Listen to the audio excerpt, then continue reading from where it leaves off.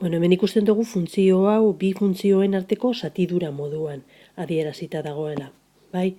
Hau da, u zati v. Gure kasuan, u izango litzateke logaritmo x karratu, eta v izango litzateke x hori.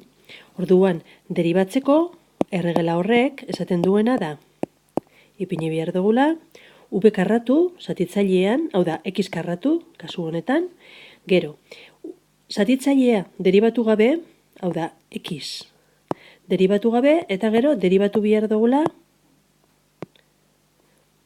zenbakitzailea. Ken, eta gero, alderantziz. Deribatu behar duguna da, izendatzailea, eta deribatu barik utzi behar dugu zenbakitzailea. Alderantziz, lehen egin dugunaren alderantzizkoa. Baina, kontuan izan, ze orden jarraitu behar duzun erdian ken dagoelako. Segitzen dugu orduan. Hemen, zatitzailean ipintzen dugu x karratu. Hemen, x, eta orain, deribatu behar dugu funtzio bat. Baina funtzio hori logaritmoa da. Bueno, kanpuan deribatuko dugu funtzio hori. Deribatu behar dugu logaritmo x karratu. Hori erregela honekin egingo dugu. Erregela honek esaten du nola deribatu behar den logaritmoa.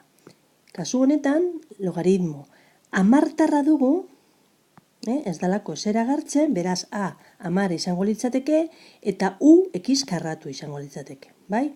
Orduan, nola deribatzen da funtzio hori? Zenbakitzailean ipintzen dugu u', hau da, deribatu behar dugu x karratu, eta izendatzailean u hori deribatu barik utzi behar dugu.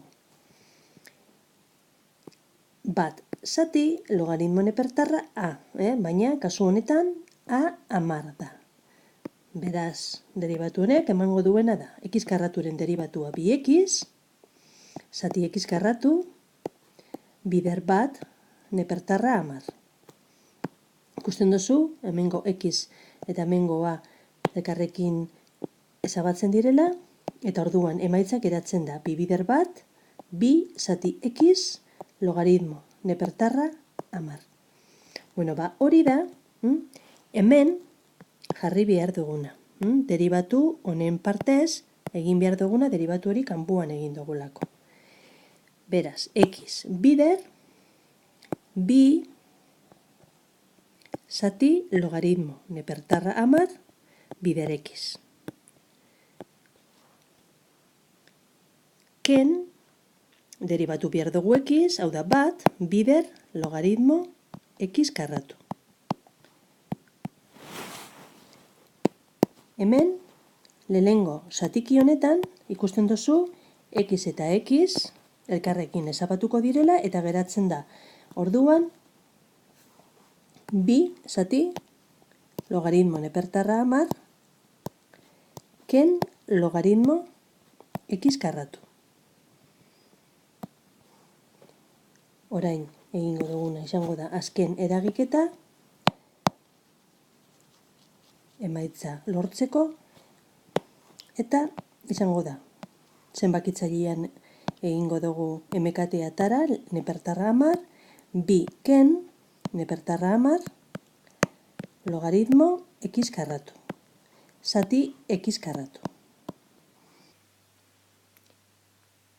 Bueno, hemen logaritmoen propietateak erabiliz, ikusten dugu hemen logaritmo barruan berretzaile bat dagoena, berreketa bat dagoela, berretzaile hori biderkagai moduan pasako dugu logaritmoaren aurrian. Eta orduan bi hor egon beharrian, ipini daiteke hemen. Orduan horrek errazten du pixkat, ez asko, baina biderkagai komun moduan atera dezakegu bi zenbakitzailean, nepertarra amar, eta logaritmo x. Dana zati logaritmo nepertarra amar, eta gero dana zati x karratu. Eta horrela emaitza geratzen da, bi bider bat ken logaritmo nepertarra 10, logaritmo x, zati, x karratu, logaritmo nepertarra 10.